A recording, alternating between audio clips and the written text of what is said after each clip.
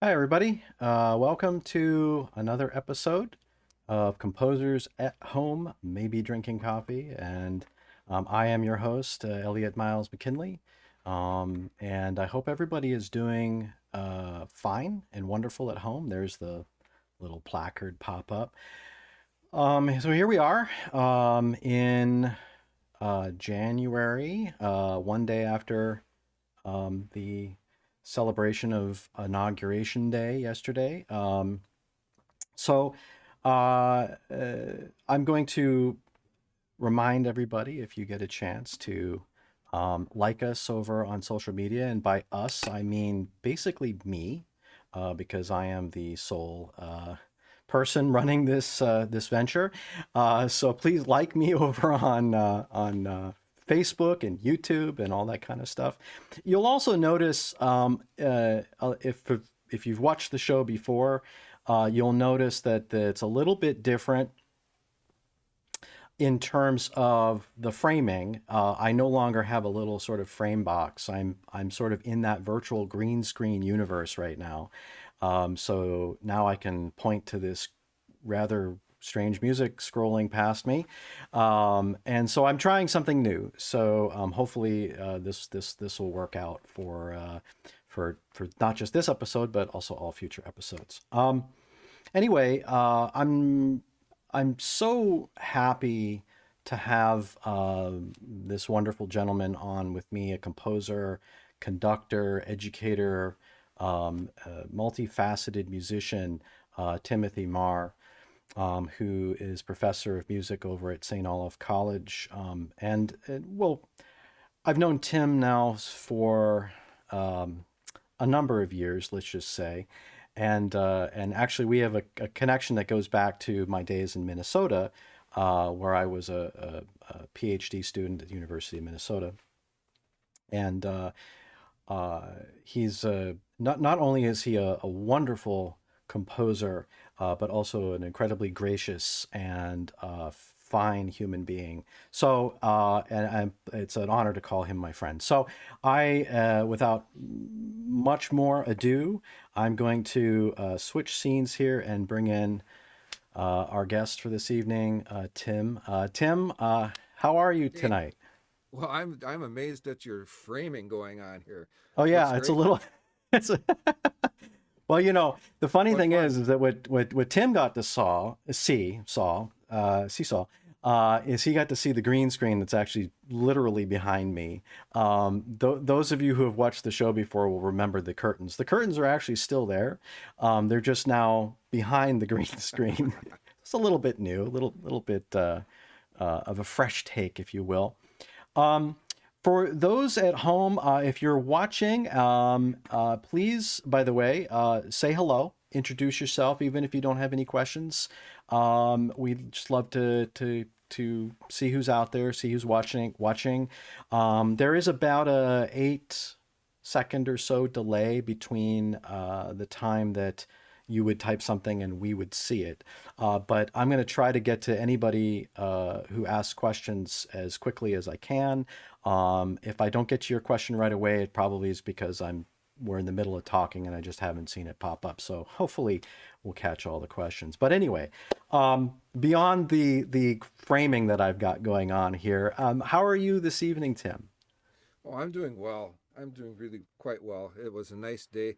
This is Northfield, Minnesota, where I'm at, and so it's a January day in Minnesota, and it was up a little bit above freezing for a while today. So, you know, That's we a we that's we a put those plus. in the bank right Yeah, there. That's a good thing. absolutely. Uh, Yeah, it's as you know, I've spent several years in Hmm. Minnesota, and well, there's a couple of things about Minnesota, and um, maybe you can amplify what I'm saying.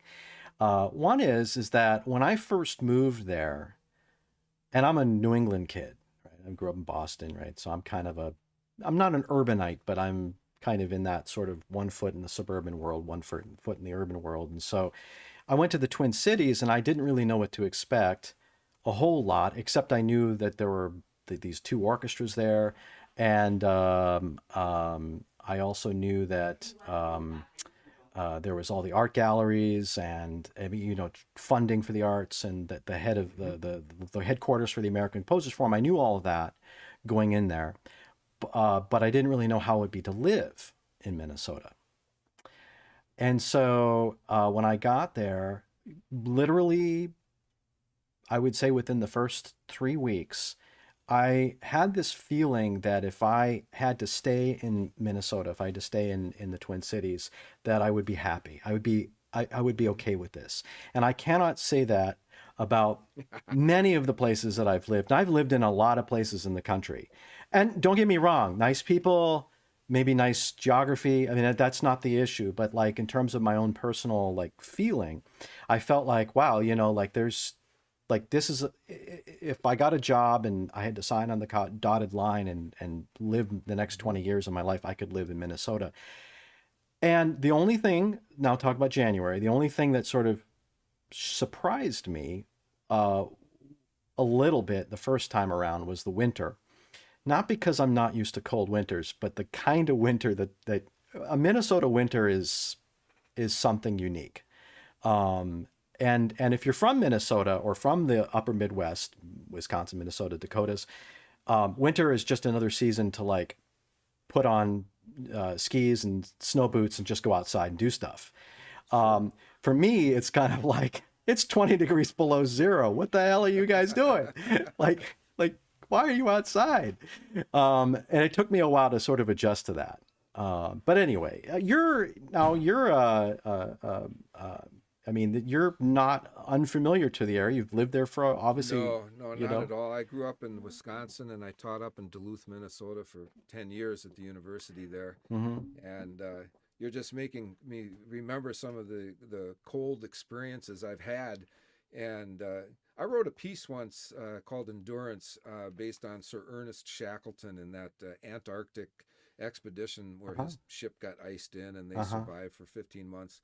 And they talked about it being like 90 below. And we had this day happen back in the early 90s where it was about 55 or 60 below with a really bad wind. And they said the wind chill's 90 below. And I went out on my back deck. I was just wearing a sweatshirt and jeans. I said, I got to see what this really feels like. So I went out there and I put my face into the north wind. And I said, well, this isn't so bad. Right. You couldn't even finish the sentence, right? And then my lungs froze up. Right. So it does get really quite deadly cold every once in a while, but you learn how to live with it. You learn how to adapt. Like I said, Minnesotans, and again, Wisconsinites are the same way. It's the same kind of thing. I do want to say hello to a couple people that have popped on to say hello. Jim Peterman. Hi, Jim. Nice to see you. Former student of mine. Oh, okay. He's mentioning that the sound is quieter than me. It is quieter than me. Maybe Tim, if you want to pop your gain up just a little bit. Turn up my gain. I'll get a little bit closer. There you go. Good. Thanks for tuning in, Jim. And Giovanni Santos says, "Yay, Tim." So Giovanni, thanks for tuning in. Pays for me to send around my Facebook posting on this. These are all buddies from that way. Awesome. Trying to get myself centered. There you are. Okay. Yeah. It's these sort of camera. You're framed up. I've got I'm framed up too, but I've got some music behind me. No, I want to talk a little bit about how you got into this crazy business of music and about your upbringing. So we will talk about this. But one more funny anecdote about Minnesota, and kind of like your story about sticking your head out, like when it 90 degree below zero wind chill. The first winter I was in Minnesota, my then teacher and doctoral dissertation advisor, Alex Libet, Alex, in the summer, summers, by the way. So those of you who have not experienced a Minnesota summer and winter are missing something, because the summers, for all the extreme of the winter, the summer is literally that opposite extreme. There's really nothing between the Gulf of Mexico and the North Pole, essentially, in terms of geography. So in the summer, it was like 100 degrees with like 80-degree humidity and, tornadoes and hail the size of golf balls and all this kind of stuff, right? That happens. That's pretty normal. Buck up, buddy. Yeah, totally, right? But I like weather. I've got a funny tornado story, but I'll save that for some other time. So we're talking about winter. So Alex says to me, and it's like, it's 90 degrees outside. He says, at one point he goes, it gets cold up here. And I said, yeah, I'm from Boston. Don't worry about it. So I'm used to it. Used to blizzards and cold. That's no problem. All right. So, and he said, okay, yeah, but it gets cold. I said, okay. So I don't know. First week of school in January, we get back, and then the bus stop was about, I don't know, 100 feet away from the front door. And it was a cold front had gone through in the middle of the night. So I get dressed and I go out and I take 3 steps out of my apartment door, and everything freezes because it's like 20 to below. Like my nostrils, the tear ducts in my eyes, everything. You know that. You know how that feels. And I thought to myself, oh, this is what Alex meant. This is what he was talking about. It gets cold here. Okay, I get it. I get it. Oh, Tom Mahr. I am Tim's older brother and thought I would listen to make sure he is behaving himself. Well, we haven't gotten that far, Tom. We'll stop behaving soon. But Tom, thank you for tuning in. I'm sure you'll. Former music major. Okay, great. Down at the University of Miami. Yeah, he knows what he's talking about. He knows his thing, and he can keep you honest. So yeah. All right, so let's talk about you a little bit for people who may not know, people who might be watching who don't know who you are that well, or kind of your story, unlike Tom, who does know your story. What were some of your first what were some of the first things that drew you into music? Do you remember any formative moments? I do. My mother just passed away very recently, actually. I heard, yeah. I'm like, and sorry. I point to her. Thank you. Mm-hmm. She's a church choir director and a piano teacher, and so things were happening in the house and at church where I was able to watch her wave her arms around and music came out and all sorts of stuff. This was when I was 2 or 3 years old and couldn't really articulate what was even happening, but I was observing it and hearing it. And, piano lessons and getting my uncle's trombone and joining the band in the summer of 3rd grade instead of 5th grade or something. I just got an early start on things. And that really paid off. I thought for the longest time I was going to maybe become a doctor. I thought I was going to become a pastor for a while. I was really into chemistry in high school. And then I had a chance to conduct the band when our high school band director twice, my junior and senior year. One year his wife died, and the other year he had a heart attack. And they just said, who wants to take the band? Wow. The choir director would come into the room and just sort of hold the discipline together, keep the kids right. Yeah, in place and so on. But I had a chance to conduct the band basically because I saw my mom do it, and you kind of into that. Right. And I have been writing music, and it's fun to hear Tom here because we would take these old Blood, Sweat, and Tears tunes and Chicago tunes and stuff and make them happen in the La Crosse Central High School jazz band. We'd just rip them right off the old LPs and 45s, and try to figure out what that chord was and write it down. Every once in a while, you'd get lucky, and there'd be a sketch books. Do you remember these? You could go to a music store. They hardly have those anymore. Right. Are we gonna start the what we walked up the hill to school both ways in the snow? It's about that. Right. But you could sometimes go find the music for what you were trying to arrange for the jazz band. But those kinds of experiences got my hands dirty moving notes around and having instruments respond, and it just sort of became a natural thing for me to try to write some of my own stuff.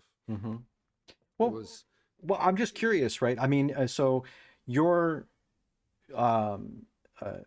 when you were doing these arrangements, right, and you were basically transcribing and arranging, which I'll probably rotate back a little bit to that point, if we talk a little bit about teaching and the value of certain things, which I think the value of transcription is, um, I think the value of transcription is underrated. Oh, it's a fantastic You way to know, learn. it's a great way to learn.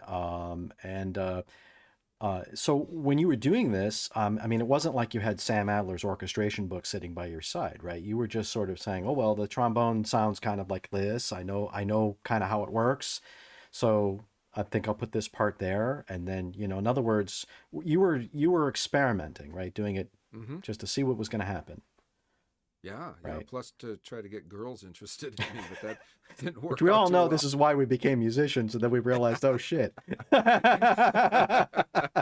Right.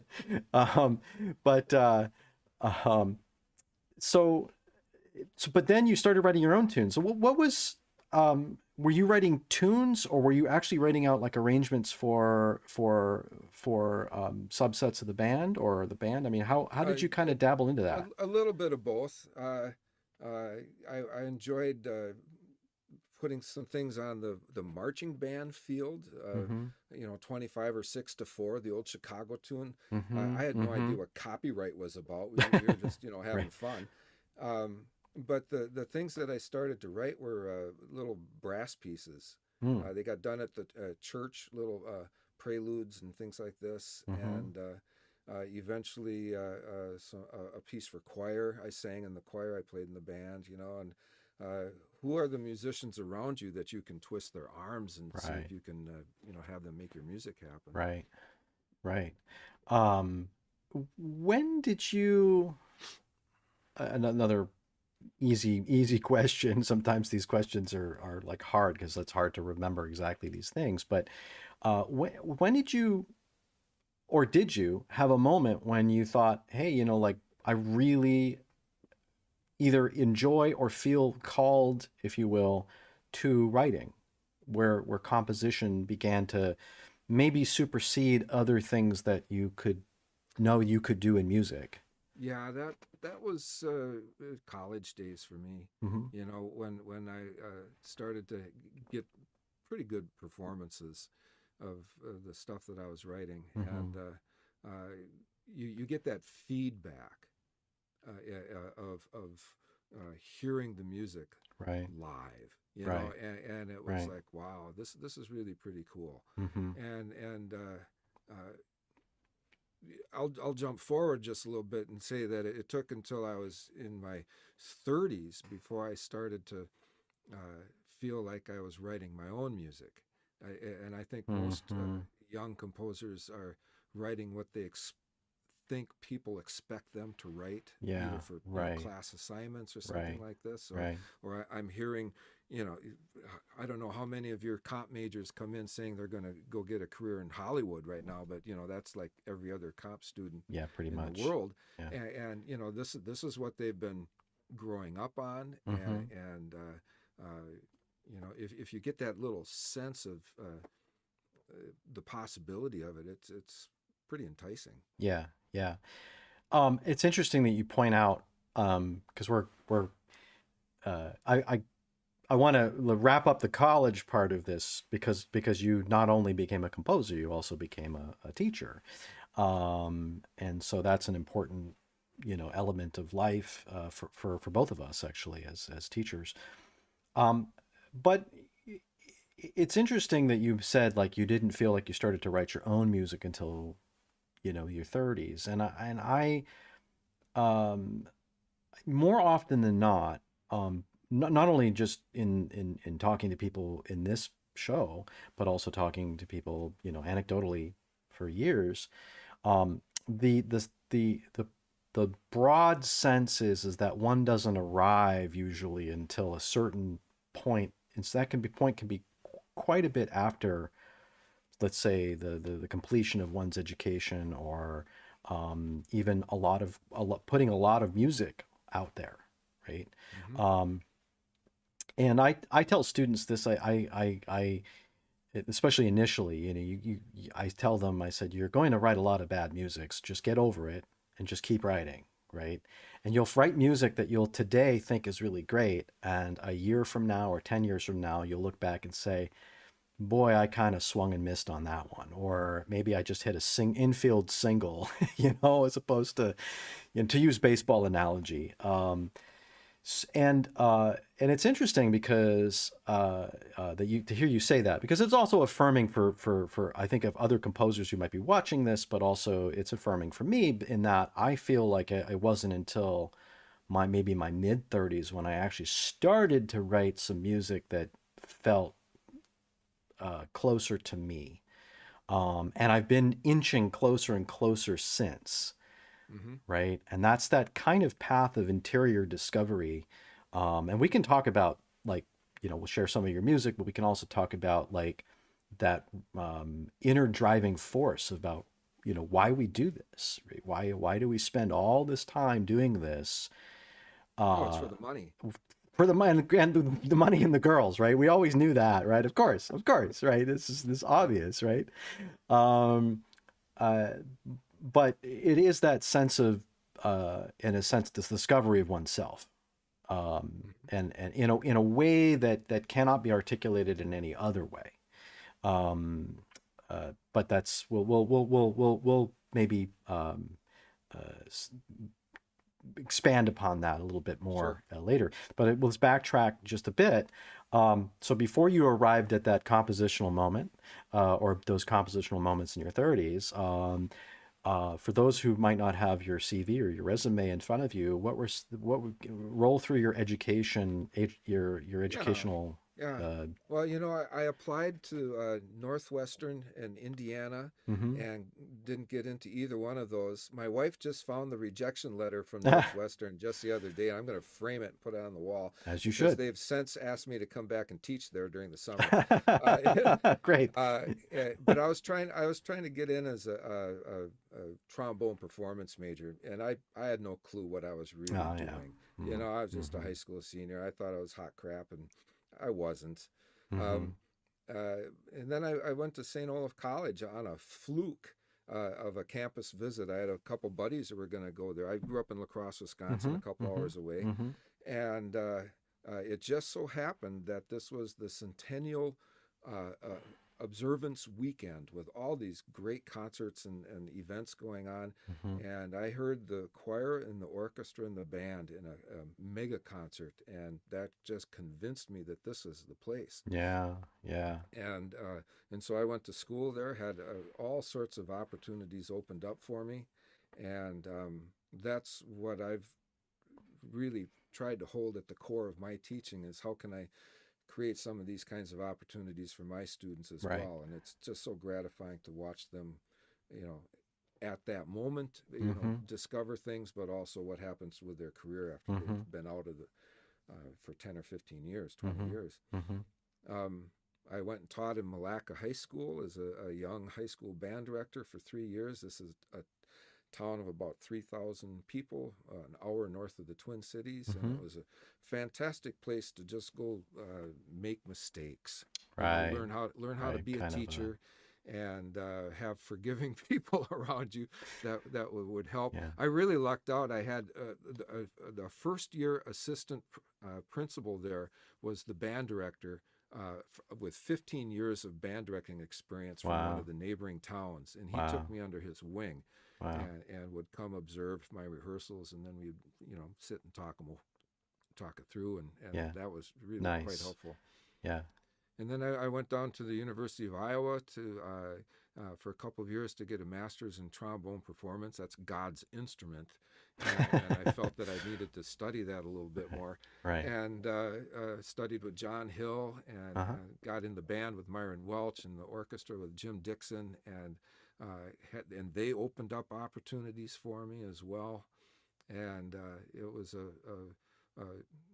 pretty life changing experience to Mm-hmm. get down there and get refocused a little bit. And then the job at UMD opened up, and like an idiot, I threw my papers in. I had a master's in 3 years of high school teaching, but uh, it just so happened that I had written a piece called Fantasia in G. For the St. Olaf Band Mm-hmm. earlier that year, and it was coming out in print and you know, so it looked like I was a published composer, and that really helped a lot to get that first Kind band of, gig. right. And 10 years at UMD, actually 6, and then I took a year off to do summers on both sides of a residency year, and I got my doctoral coursework out of it. Good, got that done, right. And then I applied when the job opened up at St Olaf College, and it took over after my predecessor Miles Johnson retired. I've been there ever since. It's well, first of all, it's a one's trajectory, and you're not alone, but it's not common that one gets to go back and teach at the school where they either did undergraduate or even graduate work for that matter. Some schools have kind of unwritten policies where they almost don't want to hire any of Mm-hmm. their graduates, and other schools are much more accepting as long as that obviously the applicant has to have the goods, has to be able to Sure. do the job. Um, so you know, it must have been, unless it wasn't, it must have been just an absolute thrill to land a job at St. Olaf, a place that of course was a place of formative years for you, Mm-hmm. and to go back to Northfield um, and I think you realized your fortune when that happened, right? Like, you know, there was Yeah, you know, somebody was smiling from above, you know, on that day. a few years before Miles Johnson retired, he and I were guest conducting at a band festival together. He had the small wind ensemble with all the good students, and I had the massive group with everybody else, you know, because I was the young guy. And we went for a walk. It was held in Northfield, and I had dinner at his house, and Hmm. he put his arm around me and said, "When I retire, I want you to have my job." Wow. And I'm still sort of shaken when I think about that Yeah, like moment because that prophecy. Yeah, yeah, you yeah, dream about these things. sure, sure. And I didn't apply right away because I didn't know if I was the right person. I loved that band enough that I wanted to make sure that the right person came I'm, in. And, so there was a little bit of that, like, who am I to be able to take oh, over this exactly, band, right? Yeah, exactly. yeah. And luckily, you know, with as it is with any really solid program out there, they've already got it figured out. They know how to Hmm. run things and just don't get in their way for a while until you Right. get it figured out. Right, until you kind of know how the machinery is Yep. happening, right? Yep. Um, and uh, so after that, of course, you've built the band. You know, you've continued the tradition and continued to build on the Hmm. tradition of the band, and of course, as a composer and teaching composition, build on the kinds of experiences that you had. You know, as you mentioned earlier, that you wanted to provide to your students. And I would say and I will uh, then we'll play some music because I think maybe some folks might want to hear some of your music. Um, but I will also say that you're not only remarkably generous with your own students, but at least in my case, and I know in other cases, you've been remarkably generous in a sort of mentorship role to other people, including myself. So a little bit of the backstory on for the folks at home about how Tim and I actually met in 3 dimensions. I had known of St. Olaf even before I went to Minnesota because it's a well-known school. And I knew you were there. Never got a chance to meet you in the first, I think, 2 years I was there until I took a class that actually, um, I'm really glad I took it, even though um, it was not required of me to take it, but I had extra credits, and I figured I've got a fellowship, you know, I've got this assistantship. I might as well take classes, and I took a class called Preparing Future Faculty. It was actually like a 2 semester thing. The first semester was kind of a little bit of like how to write a resume and CV and that kind of stuff, and Hmm. it was a little useful. To be honest, it wasn't as useful as it was more generic. It was more cookie cutter, but it was in classroom management techniques and that type of stuff. But the second semester was a practicum, and in that semester, And I don't really remember how you got contacted, but there was some back contacting where someone from one of the faculty members of that class, we were going to get paired up with people in our field, to basically shadow and learn essentially on the job. And I got an email one day saying, "Oh, do you know Professor Timothy Mahr down at St Olaf?" And I was like, "I've heard of Tim. I've never met him." And you agreed to be my mentor for Short straw. that's I some drew the short you straw. drew, yeah, right. And your life has been downhill since. So and and what I remember, without getting into a bunch of details, I remember, uh, first of all, your generosity with your time, because I wasn't one of your students. I just drove down, once or twice a week from, I made the trek down 35. Hmm. And you let me do some teaching in the class and the class composition, and teach some private lessons and some other stuff. And I also remember you invited me to a faculty meeting, a school faculty, a school of music meeting, and I actually never forget this. Every time I'm sitting in a meeting now, I never forget. Like, I was actually excited to go to this meeting. Like, I thought, oh, this is really cool, and I dressed up and I was taking notes. And now I sit through meetings, and if I'm barely paying attention, and and I'm thinking, wow, they didn't bring cheese this time, and like, the usual. As longtime academics, we get to complain about faculty meetings, right? Sure. And all of the usual sort of, everything moves at the speed of the university. But I'll never forget that. At least you showed me the sort of the underbelly, if you will, of how things work there. And ever since, we developed a friendship, and I've had some pieces played down there and stuff. So, but I just I know I've thanked you for this, but I think I'll publicly thank you for Well, your my pleasure. for giving me that opportunity, because if I didn't have that, I think that helped me. I mean, I think it helped me not just necessarily land a job, but it helped me also, I think, be able to land on my feet when I got my first full-time Good. teaching gig, right? That I felt like, oh yeah, I can do this. Like, I think I can actually, make this work.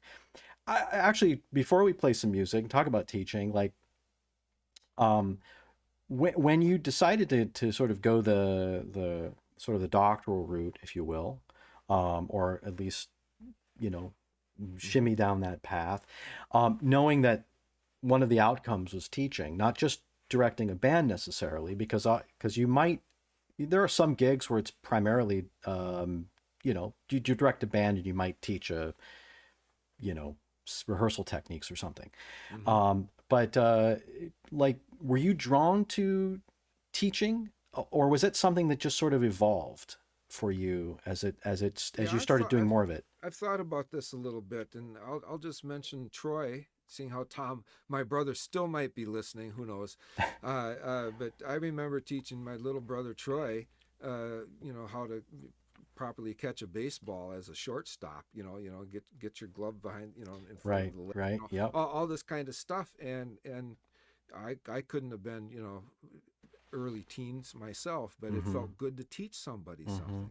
Mm-hmm. And so I look back at sort of odd little formative experiences like that now, and realize just how important they really were in helping me figure out what I might want to do with my life. Yeah, yeah. Yeah, I've enjoyed teaching immensely. I'm coming up upon my retirement. I'm turning 65 in March, and I'll go Wow, until I I'm didn't know. 67. Well, first of all, I mean, I'm not trying to shower you with needless compliments, but I mean, I know you're a little older than I'm an old me, man. man, but you don't look like you look like you could go another 15 years. Well, And you probably have the energy to do that, but obviously you want to write music. You want to, you know. yeah, in all honesty, I also want to do some things related to hobbies and things like Mm-hmm. that, and Mm-hmm. travel. Yeah, I mean, right. for the listeners out there, Elliot is a fantastic photographer of the night sky. Oh, And thank I you. know that this is, what you do is, incredible photos of nebula and Saturn's rings and stuff. And I see these on Facebook. And that's the kind of stuff that needs time to really get Right, into it and so right, on. right. I've seen some of my colleagues who have recently retired just get into woodworking super Mm-hmm, seriously as mm-hmm, art, and they're mm-hmm, producing incredible work. mm-hmm. Someone else is into bird watching with lenses that are a foot, 3 Right, feet right. long, and Those oh massive, my right, lord, right. and life has all sorts of other cool stuff to do. I'm sure I'll still write music, but Sure. I'm ready to not sit in the faculty meetings. Really? It Yeah, was so much fun when I was there. I yeah. thought all the meetings were that much fun. All right. Well, Uh, you got to run the show, but you're right. search committees and Hmm. whatever. I Yeah, mean, all yeah, that's just sort of the busyness of life. But right, right.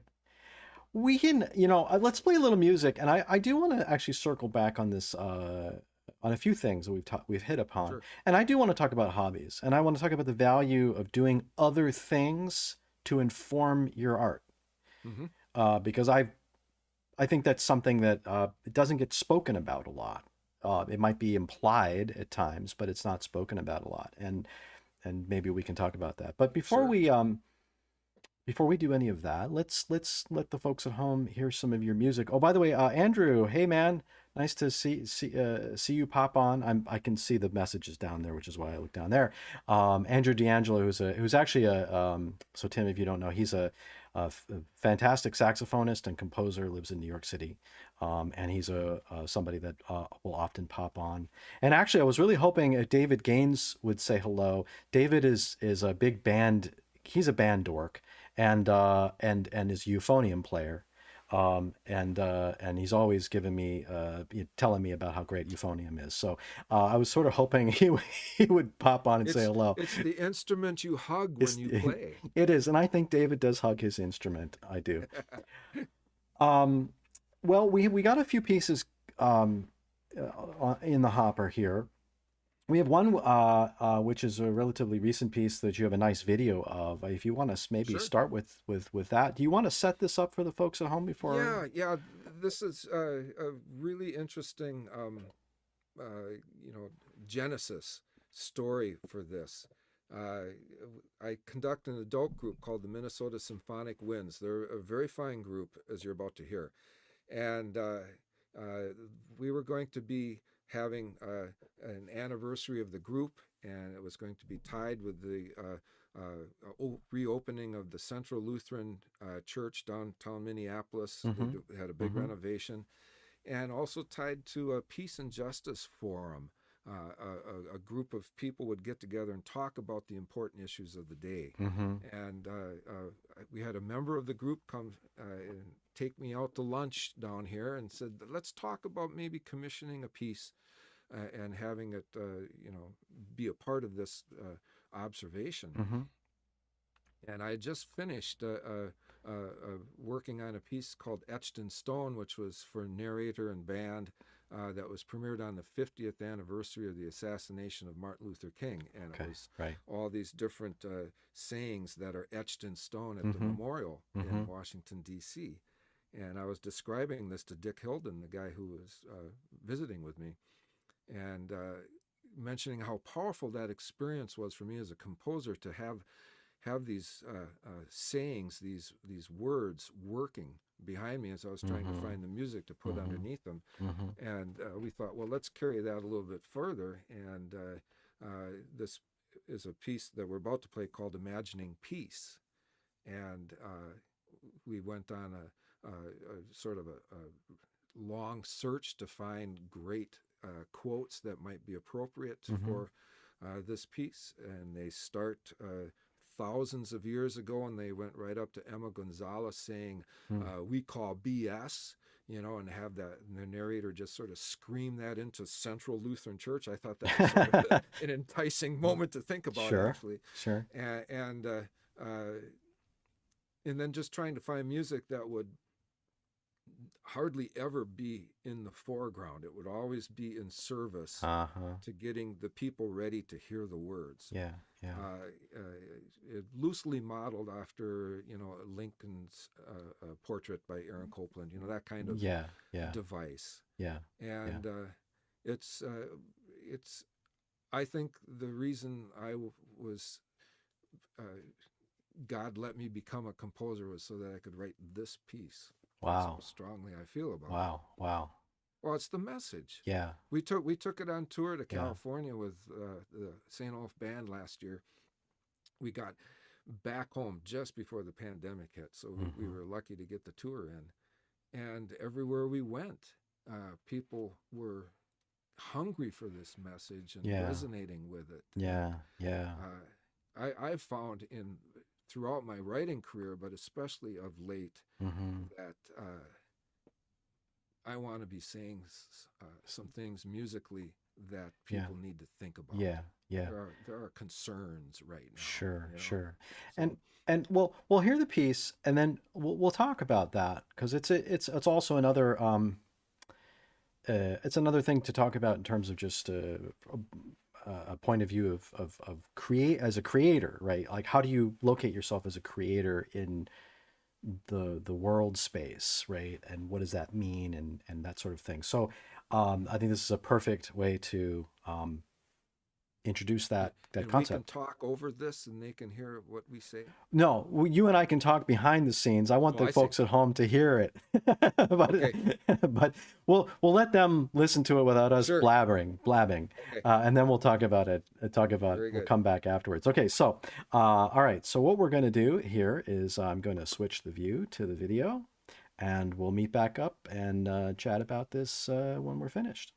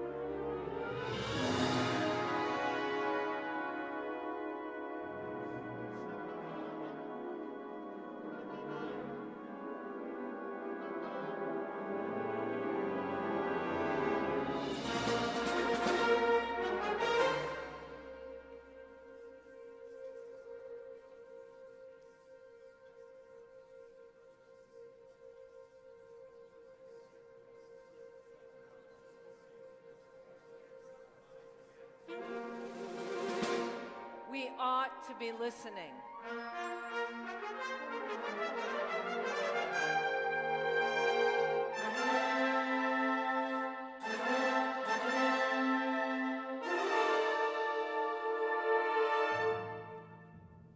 Throughout time and around the world, wise and aware people emerged bravely from among their peers to become singular voices crying in the wilderness.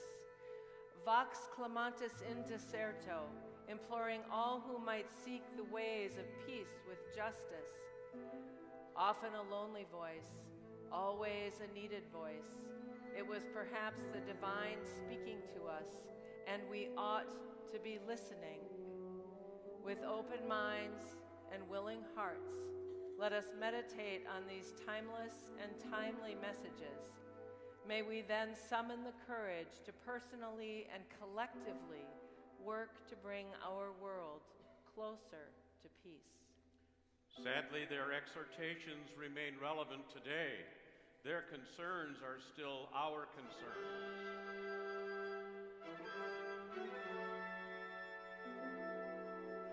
Imagine our most ancient voices beginning this eternal cry for peace and justice, repeated throughout time, daily, hourly, this very minute.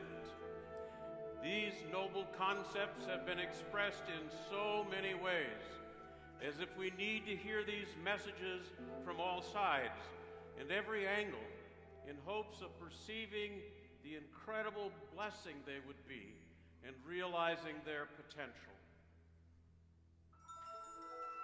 Listen to old thoughts voiced many years ago that all share a simple vision of a world becalmed with inner peace and universal justice. Sufi writings share this story. Past the seeker as he prayed came the crippled and the beggar and the beaten, and seeing them he cried, "Great God, how is it that such a loving creator can see such things and yet do nothing about them?" God said, "I did do something. I made you." A Chinese proverb teaches, if there is light in the soul, there will be beauty in the person. If there is beauty in the person, there will be harmony in the house.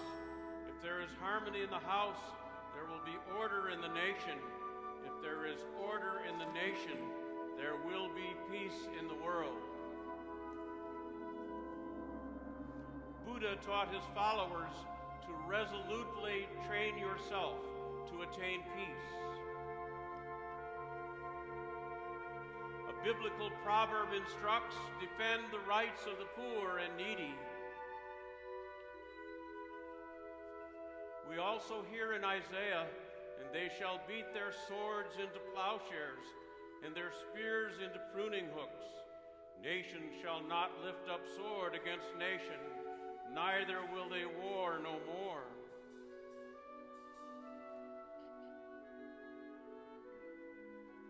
The Roman playwright Plautus noted that the statement, "he means well," is useless unless he does well. Reformationist Martin Luther declared, "Hell is paved with good intentions."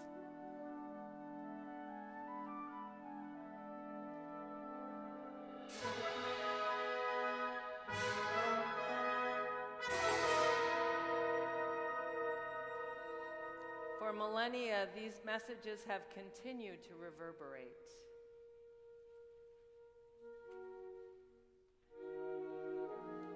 13th century Persian poet Rumi wrote, "Yesterday I was clever, so I wanted to change the world. Today I am wise, so I am changing myself."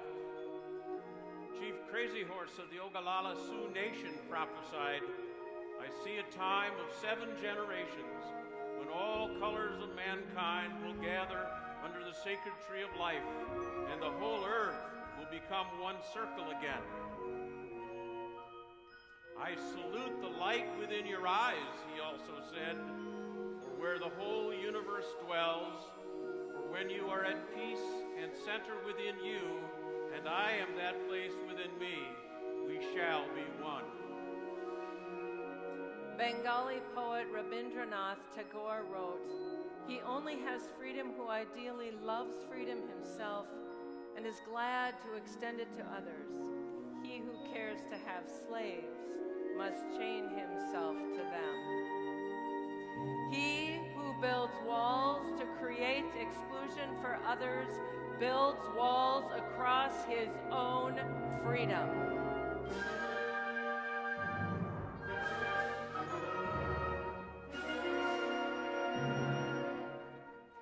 In his farewell address, George Washington proclaimed, "Observe good faith and justice toward all nations. Cultivate peace and harmony with all."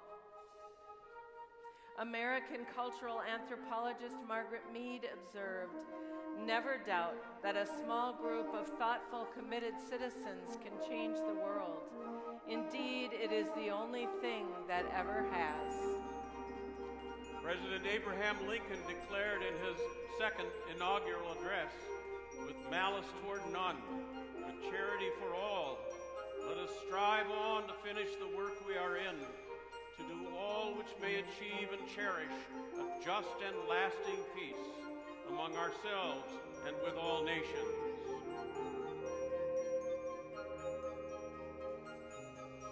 Humanitarian and lecturer Eleanor Roosevelt noted, "The trouble is that not enough people have come together with the firm determination to live the things which they say they believe. Freedom makes a huge requirement of every human being. With freedom comes responsibility. Democracy cannot be static. Whatever is static is dead. Mother Teresa shared simply that a smile is the beginning of peace. Bishop Desmond Tutu preached that if you are neutral in situations of injustice, you have chosen the side of the oppressor. If an elephant has its foot on the tail of a mouse, and you say that you are neutral, the mouse will not appreciate your neutrality. African-American educator Booker T. Washington declaimed, "I will permit no man to narrow and degrade my soul by making me hate him." Mahatma Gandhi once said, "Peace is not only the absence of violence, it is the presence of justice."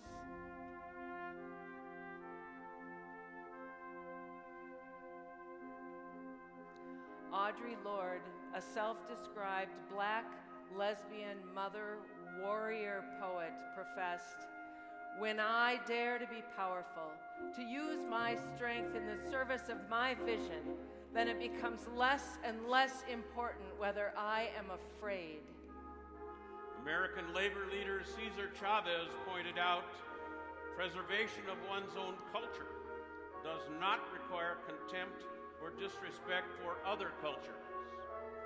Nelson Mandela observed, "No one is born hating another person because of the color of his skin, or his background, or his religion. People must learn to hate, and if they can learn to hate, they can be taught to love, for love comes more naturally to the human heart than its opposites." Musician Jimi Hendrix said, "When the power of love overcomes the love of power, the world will know peace." Nobel laureate Thomas Mann stated, "War is a cowardly escape from the problems of peace."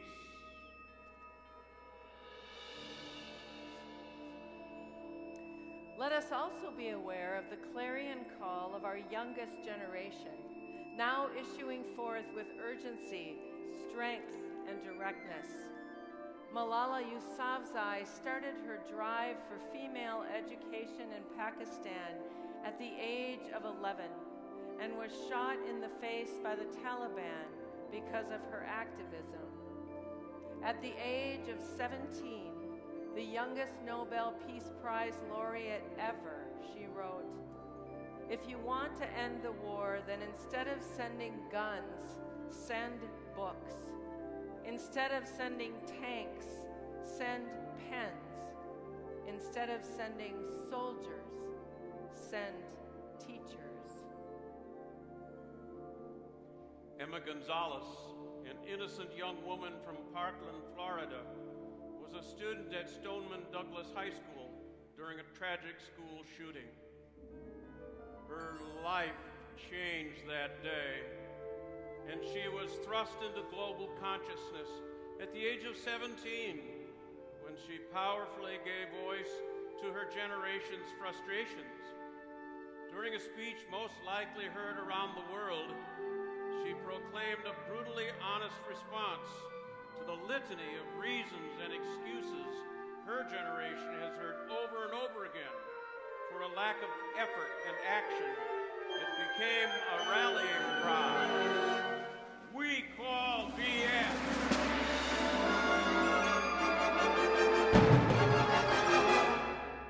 We ought to be listening.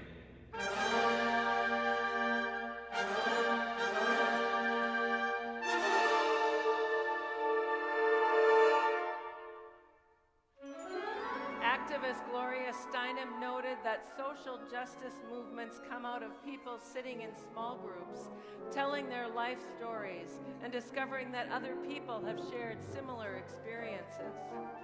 speaking to us all through the Lorax, Dr. Schuss shared that unless someone like you cares a whole awful lot, nothing is going to get better. No, it is not. Cornell West, professor of public philosophy at Harvard University, states, justice is what love looks like in public. Eddie Hilsum, a Dutch author killed in the Auschwitz concentration camp, said, ultimately we have just one moral duty, to reclaim large areas of peace in ourselves, more and more peace, and to reflect it towards others. And the more peace there is in us, the more peace there will also be in our troubled world. We ought to be listening. We ought to be imagining peace. Thomas Jefferson shared this distilled thought: the price of freedom is eternal vigilance. Holocaust survivor Elie Wiesel noted, there are times when we are powerless to prevent injustice, but there must never be a time when we fail to protest. And finally, philosopher Ralph Waldo Emerson challenged each of us to always do what you are afraid to do. And his friend, Henry David Thoreau, offered this encouragement. Go confidently in the direction of your dreams. Live the life you have imagined. Imagine peace. Imagine peace. Imagine peace.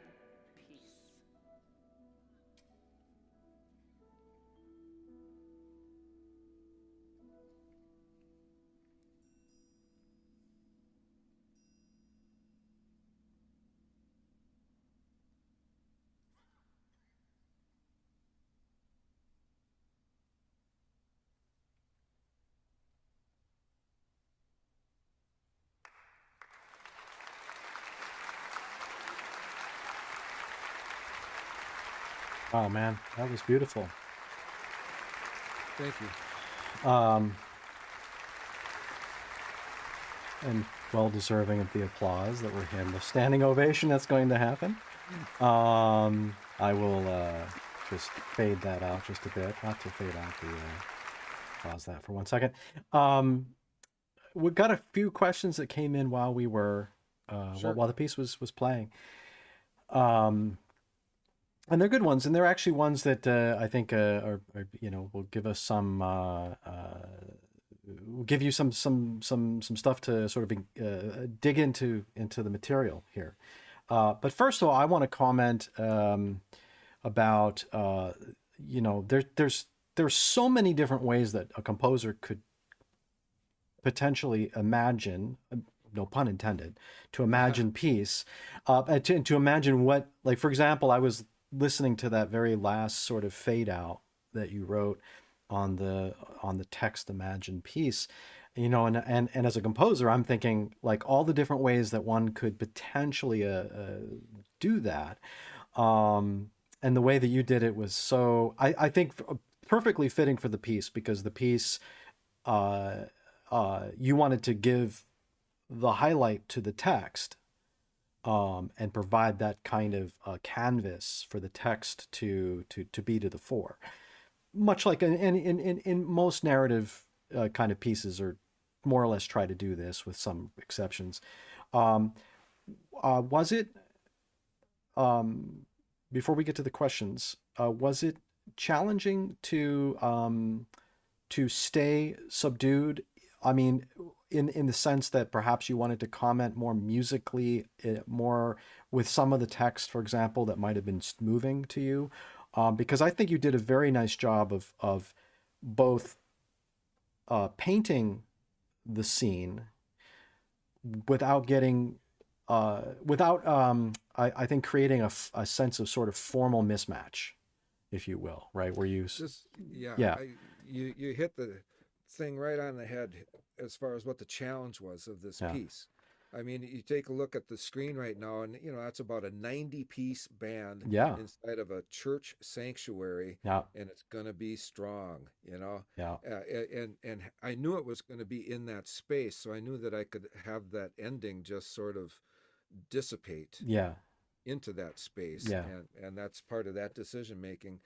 I originally thought it was just going to be a single narrator, and then Dick Hilden, the guy who sort of commissioned this thing, said, "I've got these two people. Both of them are pastors, have that kind of oratory experience, and they started to. They worked out trading off who would say which ones." Okay. Yeah. And I thought it worked out great to Yeah. have both a male and a female voice. Right. Right. And at the end, I just had him say, "Imagine peace" once, and they said, "No, let's both say it separately and then say it together." Right. And I think that's just a note to the composers who might be listening to just stay open to the feedback of the performers. And I call it happy accidents. Sometimes they'll have those, right? They'll make up a part that's better than what you figured Right. out. Right. Exactly. And you might as well keep that, rewrite Right. your score. Right. Exactly. But yeah, it was half the battle in rehearsal was a balance. Yeah. And really bringing down the ensemble, and we had just the barest minimum of a rehearsal to check levels. I'm so impressed with this video because it's the dude at Central Lutheran Church who records their Sunday services, and he's joysticking cameras all over the place. Yeah, it's very well produced. It really is. Yeah. Yeah. And what a wonderful way to remember an important civic moment. Yeah. Even though it's in the church, it's about the peace and justice. Absolutely. Forum, it transcends religion. I mean, faith and non-faith. It's a message that transcends all of that for all humanity. So I was actually thinking about this. That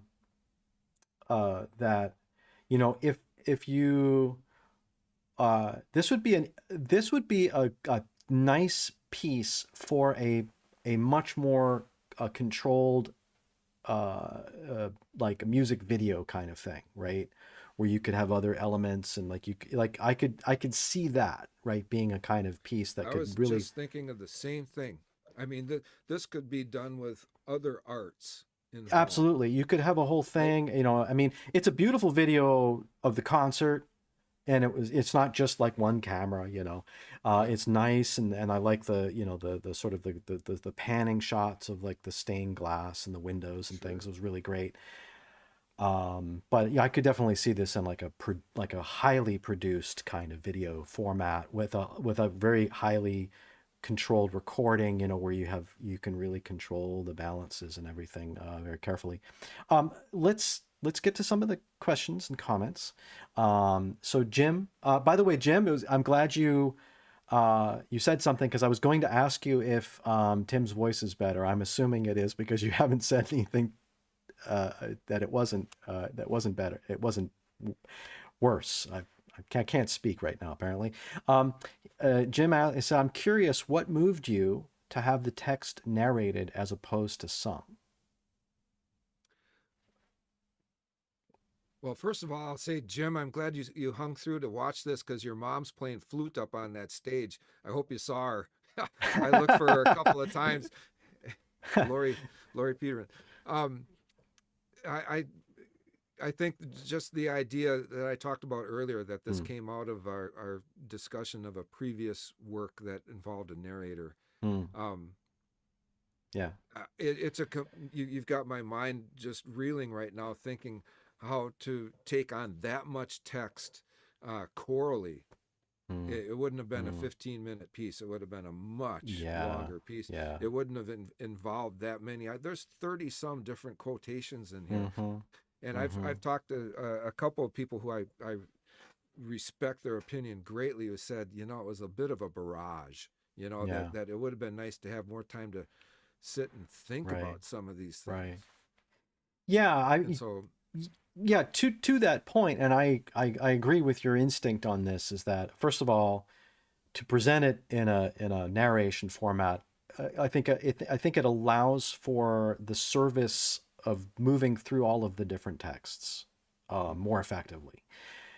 And like if you had soloists and a choir and orchestra, this sort of thing, would have changed the whole temperament of how how you, I think, would have been able to do service to it from a dramatic and formal point of view.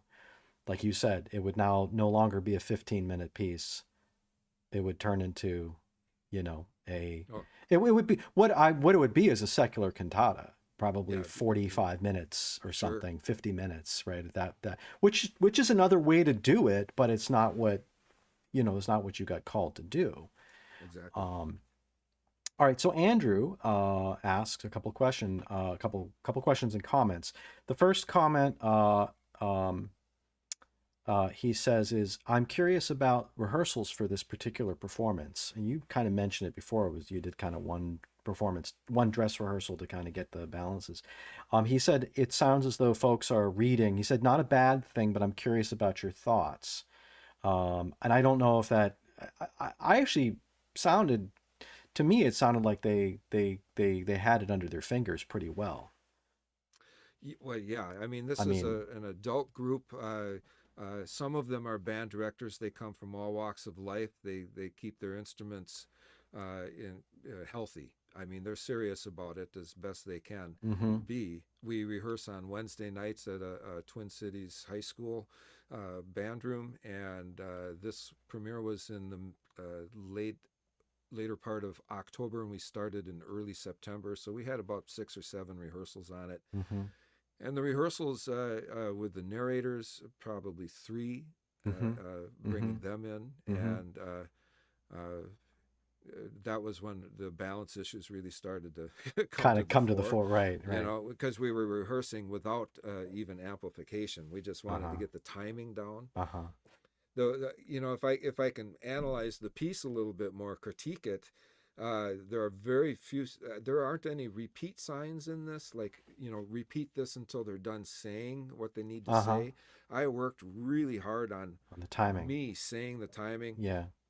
I recorded the whole thing against my MIDI playback of it, so that the narrators could get a sense of how I was sensing the delivery. The time, right? Yeah. Cheating a little bit in that regard, but I'm quite proud of them. There are moments when we're all making music way over our head, you know, for the amount of time we had, and some of the things that I put in there. I mean, it starts with a 3-way polychord, you know, just anguished sound, and just to get them to understand it and get it in tune takes time. Yeah, absolutely.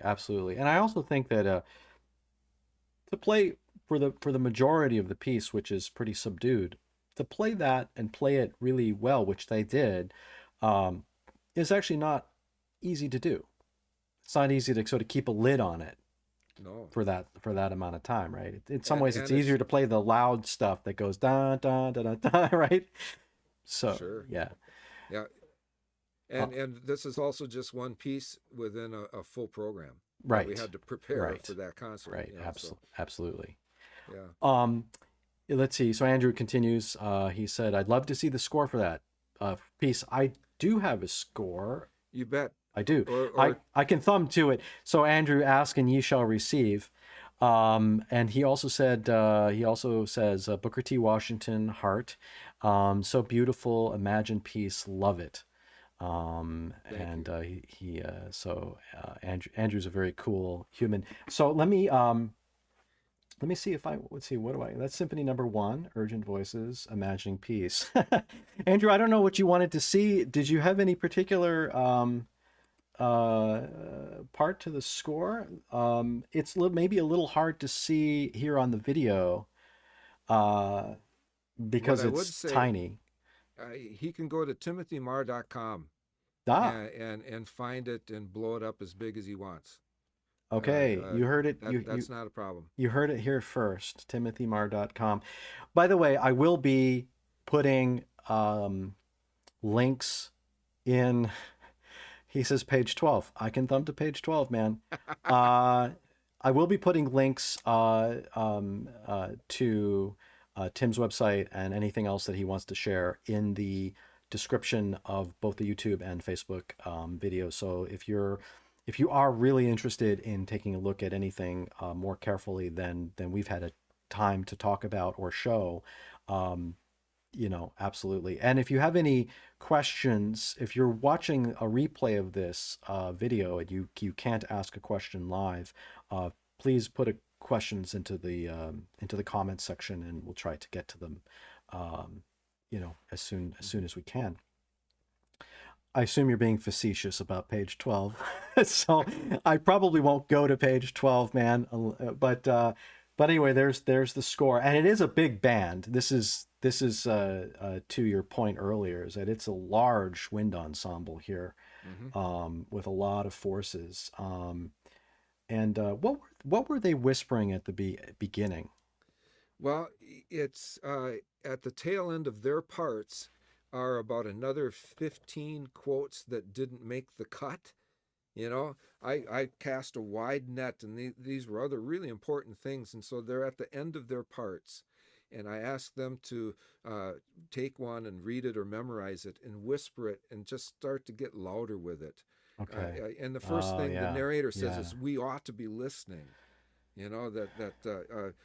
These people imploring us to be peaceful have been saying this forever. And right. Look what's been going on lately. This was, premiered fall of 17 or something like that. And since then, one of the things it says in the score, by the way, is that you can substitute quotations. Just do it with integrity. Intention, right. And Greta Thunberg and all of her climate work came after this. The Black Lives Matter, protests and movement. This is already sort of a dated piece because of how tumultuous the world is right now. Yeah.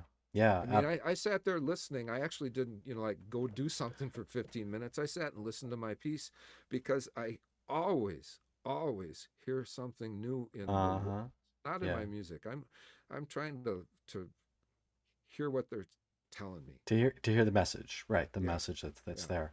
I'll just for convenience sake, I will switch back to the interview screen, and Sure. To the point that you made about, of course, a lot's happened in the last 4 years, basically. Without getting too political, it's hard not to, and it's hard not to.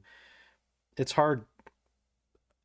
impossible to separate oneself from the reality of our life, be it COVID, which we haven't talked about how that impacts us, and I would like to actually ask you about how it's impacting the band world and performance. We talked about that a little bit in our before show chat, but also everything that's going on, everything you've mentioned, just what's happened the last few weeks, and we all have to find our place in this, and if you will, our peace. We have to make our own peace with what's going on, because it's one of the things that is a kind of I think a recurring theme here amongst much of the text here, is that peace, in a sense, externalized peace in the world, really starts with internal peace. And how one finds that is something of a personal journey. Well, it is a personal journey because it's your own peace that you have to find. And some people find that avenue through the comfort of religion, or through the expression of art, or both, or combinations of various things. But as an artist, and so now, and you've touched on this, how do you feel in the years that you've been working as a composer, how do you feel about the intentionality of the messaging in music? And do you personally feel that much of your art going forward should somehow connect maybe to external events or to the pressures of the world that are going on? And also, second to that, one thing that does happen, unfortunately, is that it's not just in the music world, but it happens in all art worlds and other facets too, is the jumping on the bandwagon. Mm-hmm. You know, you get people who are like, "Oh, I'm going to write a piece about COVID because that's going to get I'm going to get a performance out of this," right? It becomes there. I'm not saying all pieces about COVID are disingenuous at all, not at all. I'm just saying, like, how does one parse the potential optics of being sort of like, oh, you're just writing about hashtag whatever it is today, Yeah. because it's the thing to do, rather than saying, no, I'm really feeling this and I want to say something as an artist. I that's well put. I remember talking to the band director at Columbine High School after that shooting Oh, yeah. Wow. 20 some years ago now. Mm. And he said, I have a stack of scores, unsolicited scores of new band pieces based on that event, over 2 feet high in the corner of Yeah. my band Yeah. office. You know, and I think what that points out is that people feel a need to express themselves. Mm-hmm. And they're not thinking about, well, will it look like I'm taking advantage of this situation or Mm-hmm. marketing it or whatever. Mm-hmm. Some might have, but by and large, most of them, I think it's just a heartfelt expression. Mm-hmm. And we see that happening. I see it on my Facebook feed today after the youth poet laureate in the inauguration address yesterday. Yeah. Knocked it out of the park. Sure. And she's and fabulous, and of course, unbelievable. it doesn't, Harvard grad, you know. And I think I don't know if you watch Adam Neely's stuff online, but he already has something out today analyzing that piece, fully video produced. It's like, how did you do that Adam, in one day? well, he's got some time, because he was a heavily gigging musician, man, in New York. I used to love watching his gig vlogs. I don't know if you watched the gig vlogs. Those were No, I always so didn't much get back fun to to those. watch. But now Adam's got some time, and you know, but anyway, he's definitely, he's got some skills too. Yeah, but you know, I've seen a fair amount of Facebook postings talking about setting. Was it Amanda Gorman? Yeah. The young poet's Mm-hmm. text to music. Mm-hmm. How many of you are thinking about doing this already? Mm-hmm. You know, and to me, that's a little bit of hopping on the bandwagon, maybe. You know, if Right. you're trying to do it the very next day. You know, Right. can I beat the others to it first? You know, Right. Can I don't know. somehow get whatever gravy train there is? Can I get a piece of that? Could be a little bit of that. Yeah. I only ask that question because I myself have a I'm not concerned about the optics from the point of view that I really care about what anybody thinks personally, but like how I feel about something, and like whether or not I want to externalize it directly in the music that I make, is not something I've arrived at directly. Like, for example, I was shaken when 9/11 happened, as most of us were, and I wrestled with the idea of trying to write something about that, the sheer terror of that day and the uncertainty of that future. Back then, it seemed, that was really what was rocking our world. Mm-hmm. And I never did write a piece about 9/11, and I mean, other people did. I mean, Steve Reich did, 9/11, WTC, and other, so I just never found the right moment and point for expression that would allow me to express how I felt or what I wanted to say about that event. Now I'm just picking a particular event that has enough rearview mirror in it, where we can kind of look at it. Objectively, doesn't really seem to make sense. It still feels fresh, but it's almost 20 years. Oh my God. Yeah. Holy cow. It doesn't feel like it was 20 years ago, but it was 20 years ago. And, but what happened in the world post 9/11, for example, came out through osmosis in the music that I wrote. It just did, because I'm a human being that lives in the world, and experiences feelings every day. And even if I'm not intentionally doing that, I'm still doing it, if that makes any sense. Well, I think there's a great illustration of this through the pandemic as well. You talk to composers, artists in general, and at the onset of it, many of us, personally myself, shut down. Yeah, You know, right. it was just like Yeah. well, first of all the gigs shut down, Yep. all Yeah. that shut down too. But when I finally got back to writing some music and sitting Mm-hmm. at a piano and improvising, it Mm-hmm. was harsh, dark, angry, It pound the just crap out things of my couldn't come out. piano. Yeah. Yeah. I Yeah. had to wait until the other people in my bubble would leave the house so I could finally do that, you Right. know.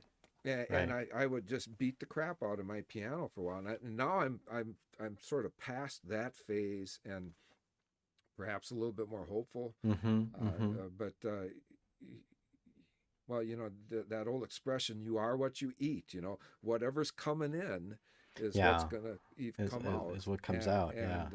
And I would think that you could take a look back at your works of the last 20 years, Elliot, and find Mm-hmm. all sorts of moments where you can say, yeah, Yeah, that's there's something probably there. from Yeah, yeah, that. sure, sure. And I think everyone has every composer will say may have their different ways of approaching external life events, both in personal ones that no one knows about except for maybe you and a few people, or those that everyone knows about in the world. And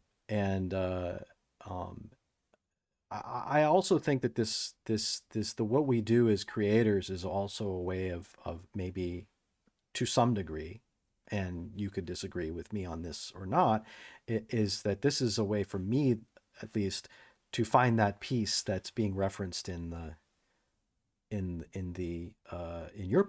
piece, in that, the we're lucky. We're actually lucky in a lot of ways. First of all, we're lucky to have the jobs that we have. We're lucky to be able to interact with students, all of those things. But in terms of as creators, is that we're lucky to be able to work in these tremendous worlds that we can create of sound. And whether it's angry dark music or it's happy bright music, whatever characterization it may be, we are creating, and it's a problematic term because some people use it in a problematic way, but we create beauty. We're trying to create beautiful spaces, right? We're trying to add to the beauty of the sum total of beauty. And I think that's our way of, or at least my way of finding that peace inside myself, and then it comes out of my own self as a person in other ways. I don't know what you can say about that as far as your. I think you're talking about ground that you tread on with trepidation. That you're bearing your soul about something that is really so important that you feel you have to express it.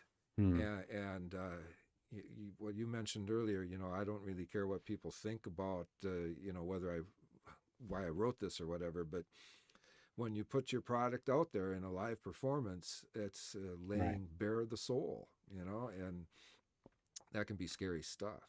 Yeah. I think we're also lucky just because of the fact that when you go through that creative process of writing the piece, you're you're dealing with it. You're Yeah, you're in putting it. Yeah. pieces in places and so on, and you're just trying to understand it and absorb it, and that's a healthy thing. Yeah. I think for the individual. Yeah. Yeah. Um, let's before because I don't want to keep you forever. We could keep talking forever, but I want to play one more piece of music, and then we'll Sure. we have some pieces queued up. Is there a movement from the symphony, or maybe the other piece you sent me? Yeah. What do you feel is a good sort of Well, second? let's maybe do the third movement of the symphony. Okay, I think I can haul that up here. Oop. This is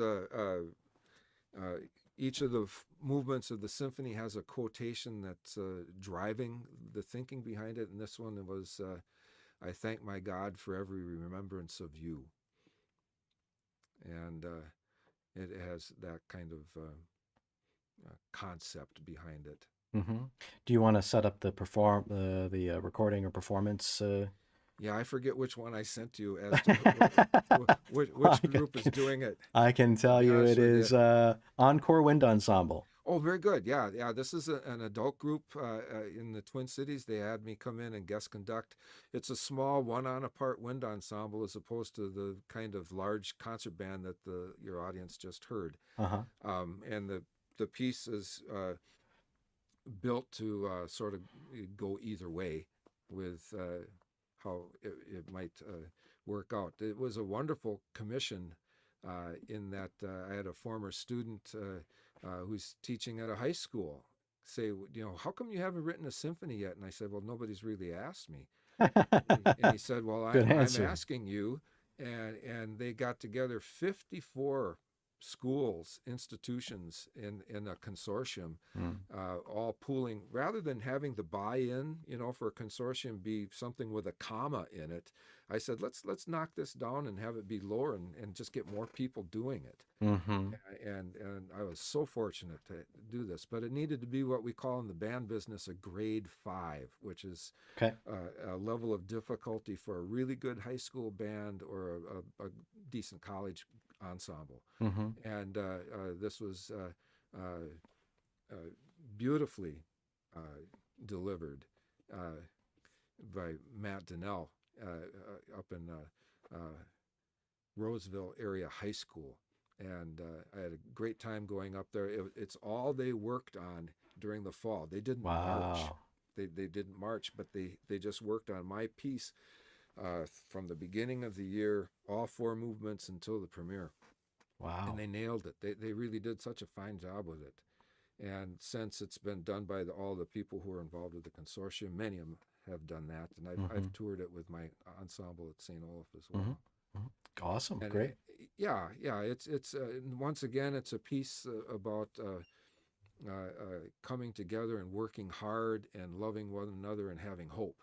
Those are the 4 movements. I mean, it's pretty simple. We can talk about writing abstract music that's for the sheer enjoyment of the sound itself and how it's being constructed and manipulated. And I've written music like that, and I enjoy that process. But I've found as I hear the clock ticking in the background that with the time that I have left, I want to spend time writing music that might connect a little more directly with an audience member. That's important to me. Yeah. Okay. And cool. so this one, the third movement, it just sort of plays around with major and minor tonalities happening at the same time to give it a little bit of a tinge. And then there's a sort of a wafting air of joy during the remembrance of the person that you love. Okay. Awesome. Well, let's check this out. I will get us out of the scene because you don't need to see us. The audience doesn't need to see us or hear us. We'll play this and come back and see if we have some questions and comments. So here it is.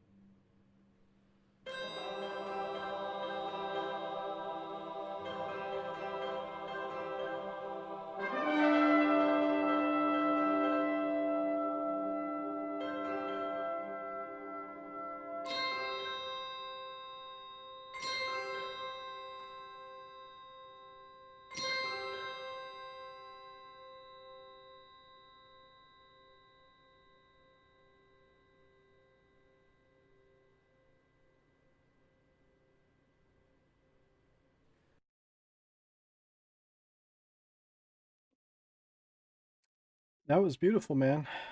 Well, thank you. It's got the Mahr fingerprint. It's What would that be?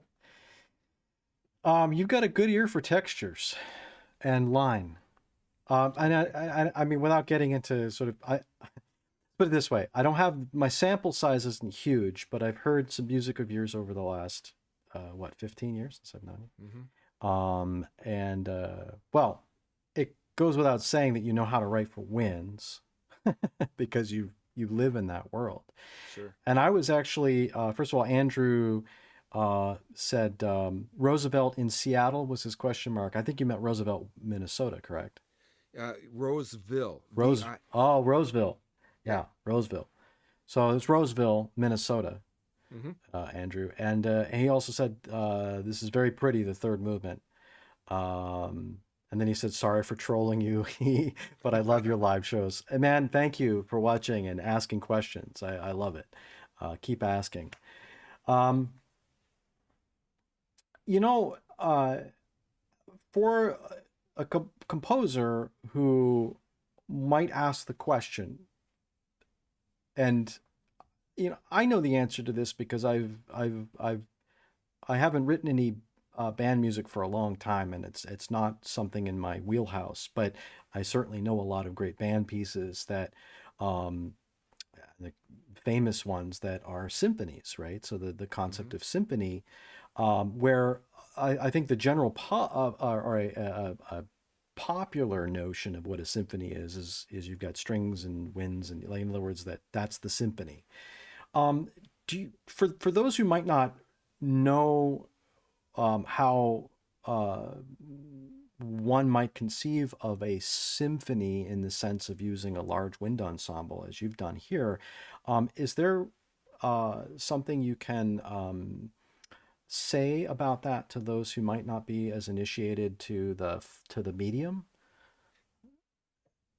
It, an interesting question. I think more than anything, it's form.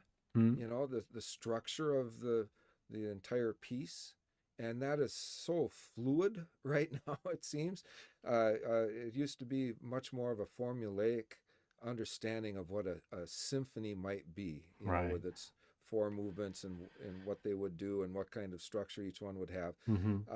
And now we've run into short symphonies that are compact and still following sort of a general Mm-hmm. outline of a symphony and so Mm-hmm. on. Mm-hmm. Um, uh, we have band composers who have turned to the symphonic form uh, fairly often.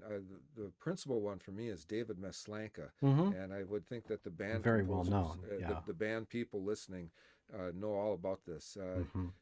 He passed away Recently. before finishing his 10th. Yeah.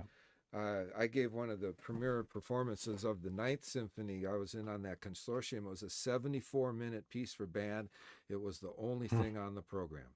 Yeah. The last movement was 43 minutes long for a band piece. You know, He's this giving gets a little Shostakovich a run fatiguing. for us. Yeah, right. Yeah, you know, Yeah. but he thinned it out, and the textures made it work. Mm-hmm. Um, but as far as an understanding that if people aren't necessarily aware of what's going on in the band world or in the wind ensemble world, Mm-hmm. I would just encourage you to jump into the deep end, especially the composers. Mm-hmm.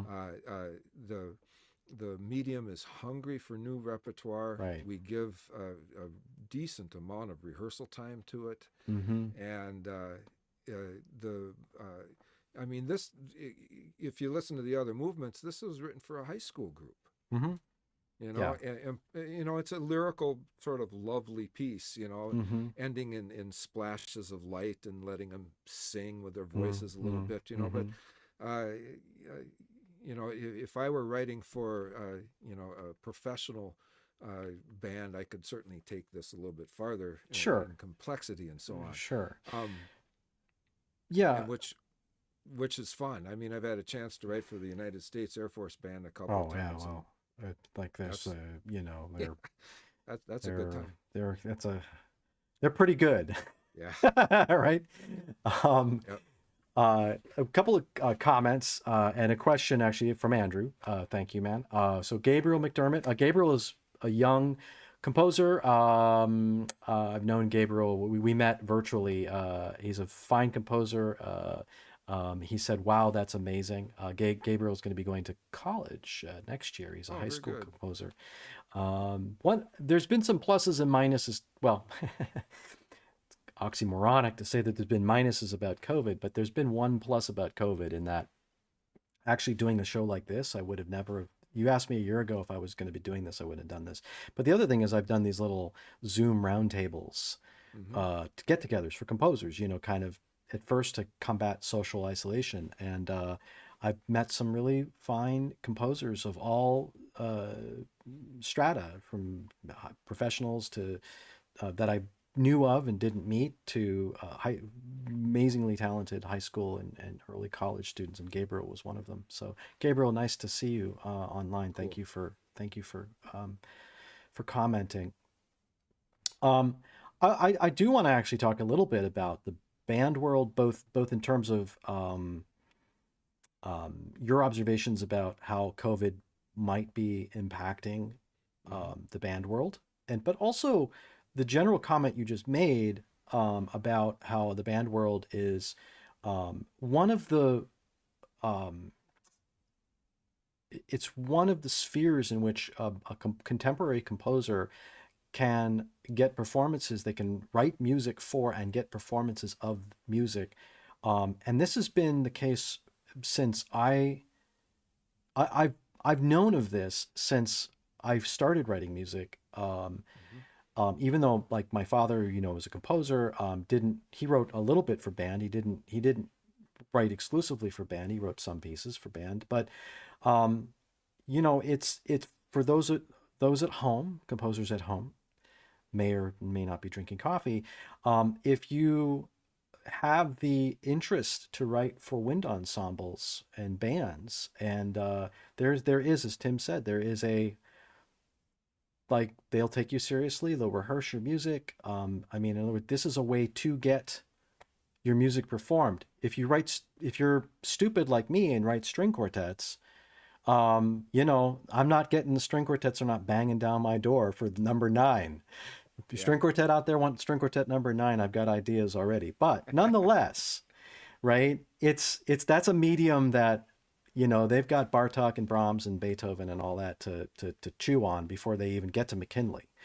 And the choral world is similar as well. There's an awful lot of especially in the upper Midwest, and I want to touch on that too. I think one of the things that that's America has as a plus is the band tradition.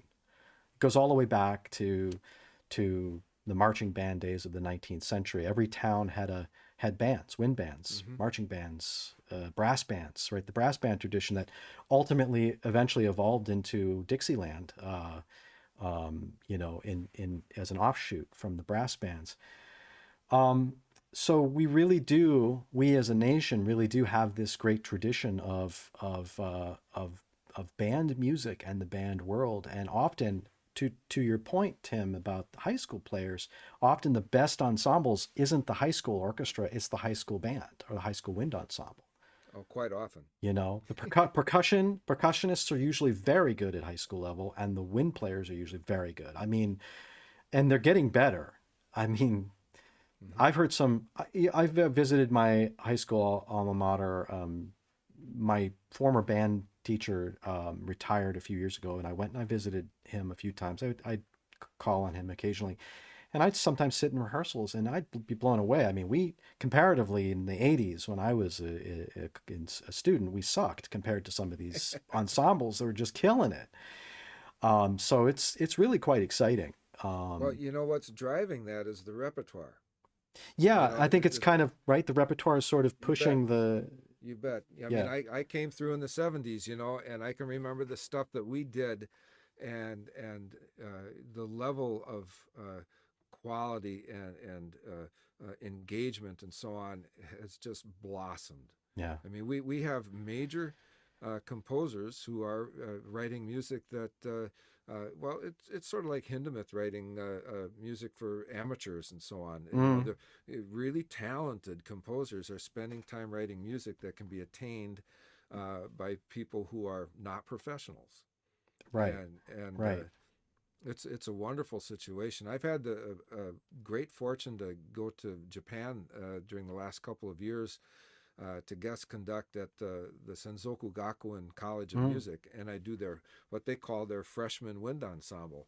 And so these kids are 3 months out of high school, and they're about as good or better than my St. Olaf band. You know, Wow. they're oh yeah. Yeah, The band following in Japan. We toured there back in 2010 with the St. Olaf band, and the crowds would line up 2 blocks deep, It- an hour ahead of every concert, standing room only.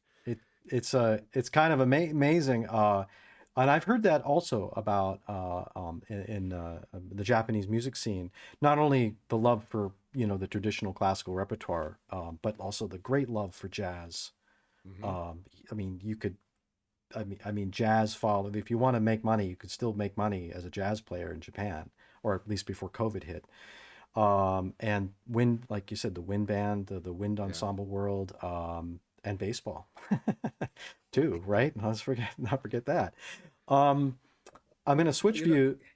Well, I was just going to say, you asked a little bit about the COVID, and one of Right. the things that's happened in the last year are what they call flex scoring pieces, and these are pieces that are, if you have 6 kids who can get into your space because of physical distancing and the issues that are at hand, this is music that can be realized and be meaningful with any group of 6. And you can think this through, and a fair amount of music can be sort of distilled down to 6 functioning lines. Sure, happening at top, any one time. middle, whatever. Yeah, exactly. And so that was the bandwagon that a lot of the people jumped on, because that's the only stuff that was selling. And it still is. Yeah. And I thought about doing that with a couple of my pieces, and I decided no, I just didn't want to Kind do of that. bother at this point. Yeah. But, It's really how do you think Andrew has a question. It might actually be somewhat connected to a little bit to COVID, because I also want to forward think. Andrew asked a question. He said about a new piece. Is it Andrew? I'm not sure if I understand the question, because I think the answer is simple. Is it better to rehearse or not? I don't know if that's what you meant to ask. So just type your question again, and I can ask it. And while you do that, the conductor in me knows that. yeah, I know the answer to that question. I don't even need you here to answer that question. Well, what do you think? And I know this is trust me, I'm not going to call you up in 10 years and say you were wrong. What do you think in, say, 5 or 10 years, when presumably we are far out of the woods with COVID, and we can, things could go back to normal in terms of social interactions. What do you think will be the, let's say, maybe a positive outcome? And you might have mentioned it just now with the maybe more of this sort of flex scoring approach. But what do you also think are maybe some of the lasting negative repercussions in the residue? Yeah, right. I think the positive is that there's just going to be a massive rush back toward artistic, cultural events. The world is discovering that that's basically one of the things that's holding them together right now. And to be able to get back to it live, it will have such a fresh sound. I remember, we had this thing called the Boundary Waters up in the northern part of the state of Minnesota, and you go in there camping for a while, and you don't hear anything other than natural sounds for 4 or 5 days, however long you're camping. And I remember doing this in my earlier years, and then coming out and just turning on an AM station. That's the only thing you can get in up there. Right. But just hearing music after having it taken away from my ears Yeah. for 4 or 5 days, and Yeah. thinking, this is really cool, you know. And that was a polka on an AM station or whatever, you know. So I think that we're going to see a flooding back of people, especially if it appears that we can do it safely. I Right. mean, we have a tradition of touring with the St. Olaf band, and this involves throwing the band onto 2 buses Mm. and, you know, packing onto a stage with 90 people. Mm-hmm. You know, none of that can happen right Yeah. now. Yeah. And we've canceled an international tour for next year already. We've already canceled Yeah. it Just because, because you can't pull it well, together with a yeah, Yeah. Right. the planning time takes too much time. Right. Um, Right. I'm hopeful of being able to have somewhat of a normal concert by the time I retire in a couple of years. And, Mm-hmm. you know, but longer, you know, 10 years out or so on, I would truly hope that we're back to where we can, Yeah. you know, make music the way Yeah. we know that we can. Yeah. What might change? I don't know. I think some of these virtual events that are happening. Mhm.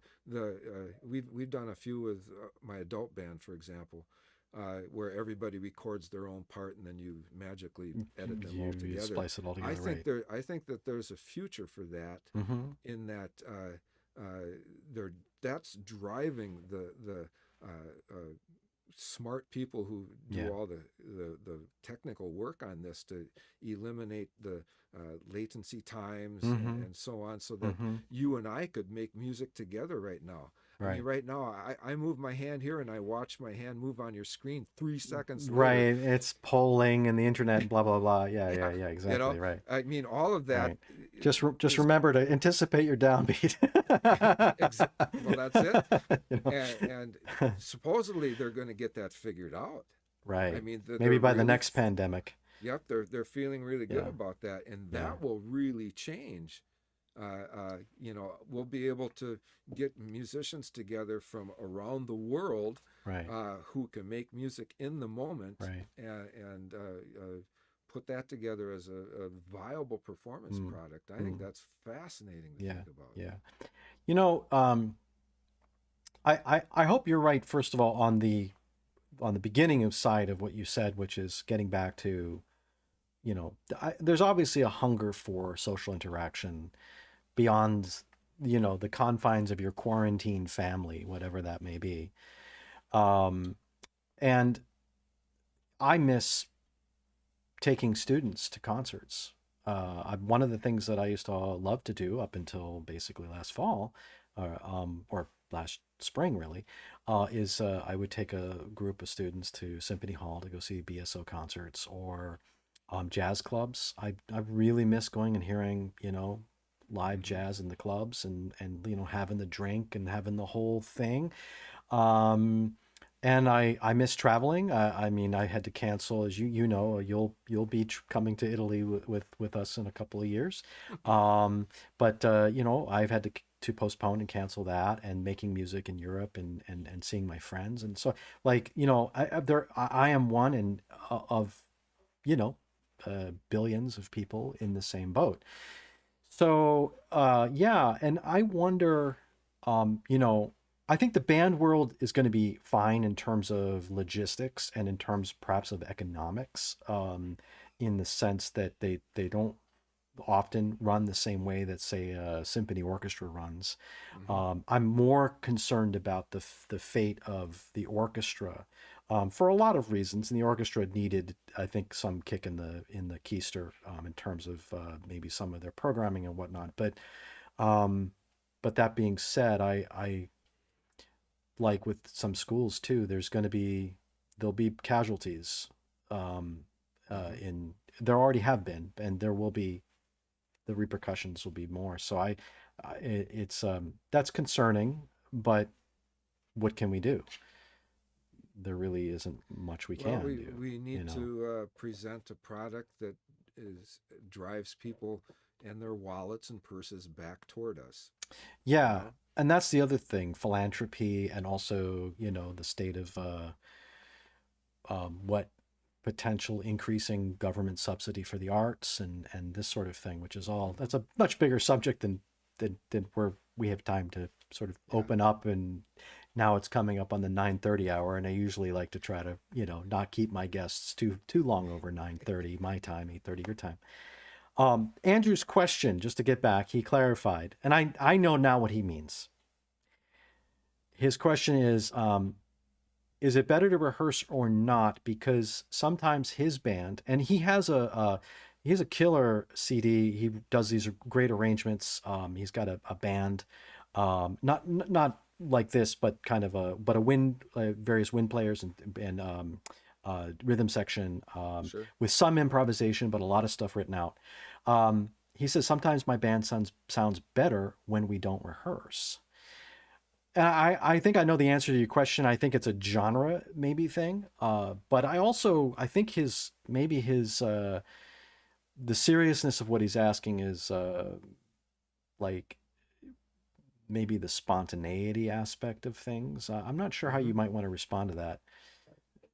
Yeah, we did a piece. Do you know the composer Jennifer Jolly?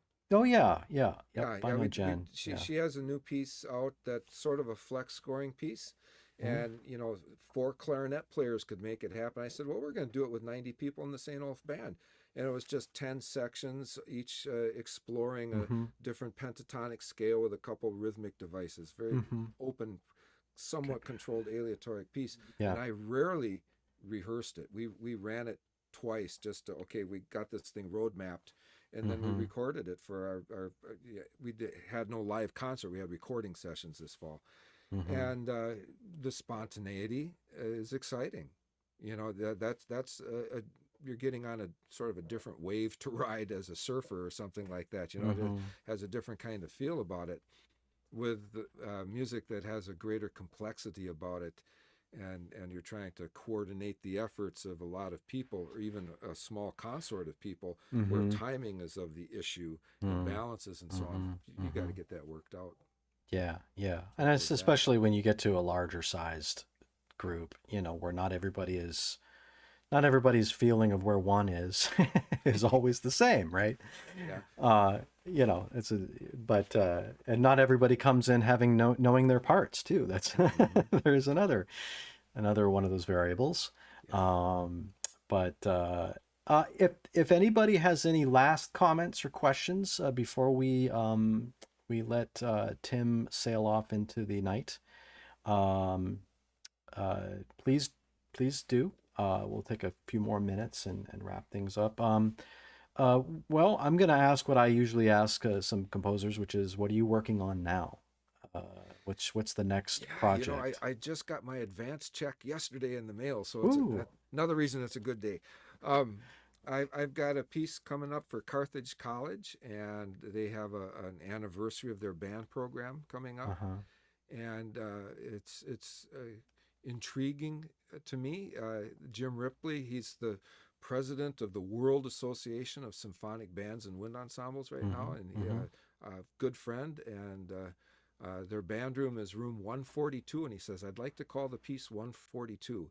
Wow. And so we'll work on that a little bit, but it might be a short symphony, and then 142 as a subtitle or something like that. But I've just been having a great deal of fun with the numerology of it over the last couple weeks. Wow, cool. How can I think of a 1 and a 4 and a 2?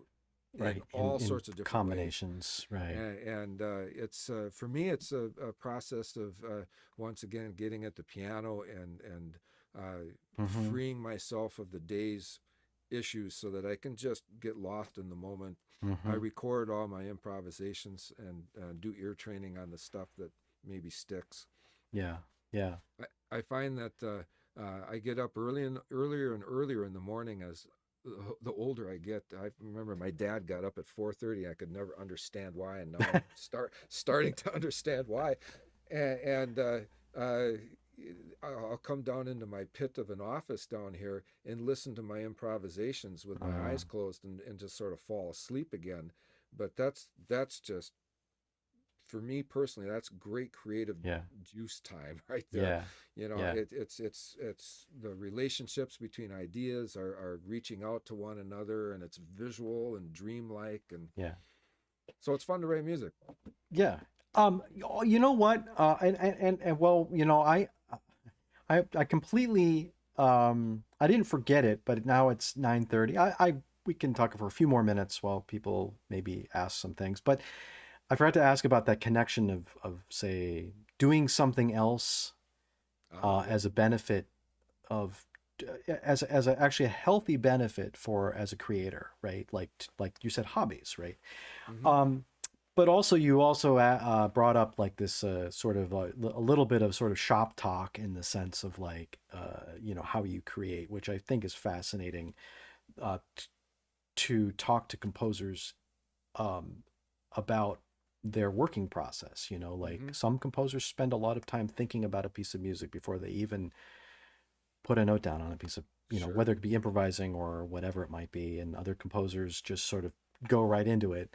And you appears that you're somewhere in the middle because you improvise and sort of like Mhm. figure out, like you chisel essentially your ideas through the improvisation. And then once you get an idea, just to follow up with that and without getting too, I think, nerdy about it, like once you get, say, an idea that you really feel like you can run with, what is that next step, a step that you further improvise, or do you actually start working these ideas out sort of in that compositional Yeah, zone? then it flips. Yeah. It goes into the technique and the manipulation Mm-hmm. and development phase or whatever. You Right. know, I had John Zadeklik. I don't know if you know that name from, I know the uh, name. Yeah. yeah, a great band composer up in the Twin Cities area. He's known internationally, but he's a grad, so he's an alum from where you are an alum. Mm-hmm. And I had a piece called Passages for solo piano and band. It's 18 minutes long. He came up to me afterwards of a performance and he says, "So many ideas." I was young enough to say, "Oh, he likes my music," and I didn't realize he was just sort of saying, "Too many Too ideas," many you know. ideas. Yeah. Yeah, you know. And so Yeah. to find those most potent germs, Yeah. and then do the harder work, Do the heart. you That's know. the unglamorous work for the Oh yeah. folks at home who don't do this sort of thing. Um, Tim and I and all the other composers that have come on this show, we don't just sort of lie around waiting for divine lightning to strike and then immediately write everything out as if it's there. There, there's a lot of like, you know, getting up and being frustrated. So now to dovetail without getting again too far down the path, because I don't want to keep you too long, is the benefit of doing something else while you're doing the Oh yeah. composing, Yeah. right? So how do your other interests and hobbies inform your music? If you know the answer to that question, or even broad Well, generally. I encourage everybody to be as observant as possible. Mm, The world is happening around you, and it's full of rhythmic structure and mm, shape and relationship and hues and timbres and all of that is speaking to you in an onslaught of information, mm, you know. mm-hmm, And to find a place where you can quiet yourself. I go for walks quite often with my wife. We mm-hmm, talk through the issues of the day, mm-hmm. but we'll stop and just we've got some woods nearby, and you know, just take that in. I just wrote a piece for a small band festival down in southeastern Minnesota called Old Man Running. And it's Huh. because this is a tune that I was working out. I try to run a 5K once a year for the Jesse James days that we have here in Northfield. Yeah, yeah. And you know, I'm an old dude trying to run. And you know, so I'm working through this tune when I'm running. Mm-hmm. I also am a pretty serious coin collector as something Oh, that's cool. really different from Yeah, anything else. And yeah. you know, if I can share anything of value it would be to get a hobby that is so drastically removed from your day job. Mm-hmm. You know, Yeah, that it yeah, captures your attention, yeah, and yeah. it's a nerdy kind of thing, but you Mm-hmm. know, I'm going to make money doing it. I'm not an idiot about it. Mm-hmm. And it's like what I talked about you with your photography. I mean, Mm-hmm. when you're in that mode, the formation of the stars are still probably talking to you in some Oh yeah, interesting way and yeah, so on. yeah. But it's also about the, you know, what you're actually doing with f-stops and whatever else is going on with your computer Yeah. to get your timing lined up and whatnot. It's so I mean, to answer that as or to address to comment about that as succinctly as possible, I find that those other things, like, so for example, my astronomy, which I do the photography, and I also have a telescope. I just love looking, and Mm-hmm. I love, one of the things I like to do, which can be very frustrating but very satisfying, is to I take trips out to a very dark site out in Pennsylvania. I get away from city lights. I go to this astronomy preserve in Pennsylvania during the summers when I can, and I camp. Finally got a camper. I got tired of sleeping in a wet tent on the ground. That those days of my 30s are over. Man, you get a camper and suddenly realize you're warm. Suddenly camping becomes, whoa, it's fun again. Um, and I can make coffee in the morning and all that kind of stuff. But anyway, Yeah. um, but it's, finding an object, like finding a star cluster or a galaxy or something like this, and actually just using a star map and using doing all of that, which is really, and then coaxing the detail out. But in the photography, it's a lot like composing, because when you're processing an image, there's a lot of that sort of constructive approach of balancing and mixing Mm-hmm. and other kinds. It's like orchestration. Yeah. So there's a lot of overlap, even though you're doing something different. And even cooking is a lot like that. When you're cooking, it's, you're doing things like balancing flavors, or adding sharpness, or subduing sharpness. Those Mm-hmm. kinds of things. I think there's a, like, but it also gets your mind away from the thing that you're cogitating on so obsessively, that when you come back, like with your AM radio, Yep. going to up to the boundary waters, the getting away from something allows you to come back to it with Mm-hmm. a completely fresh mind. And I come back to an idea and I say, oh, wait a minute, that's what this is. Okay, I got it now. And then boom, Yeah, usually it's you come back to it and you go, well, this is horrible. or there's that. Yeah. You know. Why am I trying to make this idea work? It Yeah. sucks. Yeah, right. Totally right. Oh, I'm coming back full circle. Like I said, even at this age, I write a lot of bad music that I I never Oh let yes. anybody hear. I've got sheets and sheets and sheets. Yeah. But anyway, Tim, I think it's now 9:40. Again, I don't want to keep you too late, and I have this sort of running thing where I'm going to probably bring slowly guests back on, like over the next year, to kind of do shorter, kind of where are they Oh, now it'd be fun.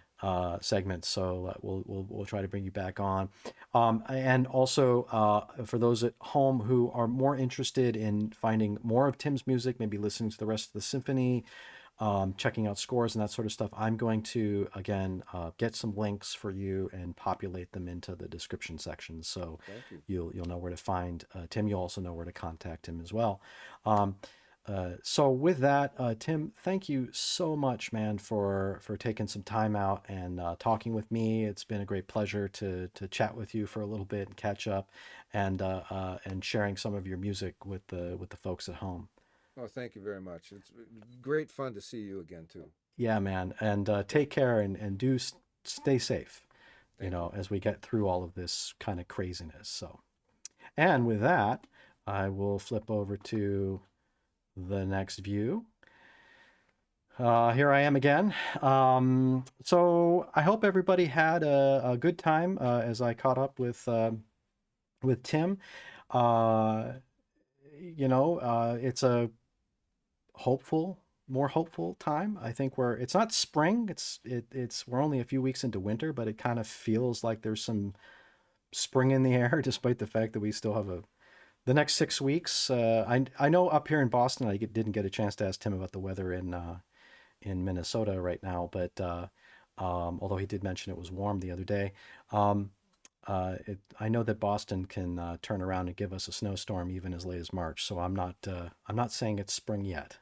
But that being said, I'm going to let everybody know that in February, so we'll come back February 16th, and we're going to have my friend, YouTuber and composer producer Rick Beato come on the show. So stay tuned for that. And I'm going to come back to myself here. These transitions feel longer. They seem short, but they feel longer than they really are. Also, I will be remiss in not asking you to subscribe over my top of my head. Click the subscribe and like button if you haven't already. And I guess with that, that's about it. I hope everyone stays safe. Please practice responsible social distancing. And I look forward to seeing you in February. Thank you so much, everybody.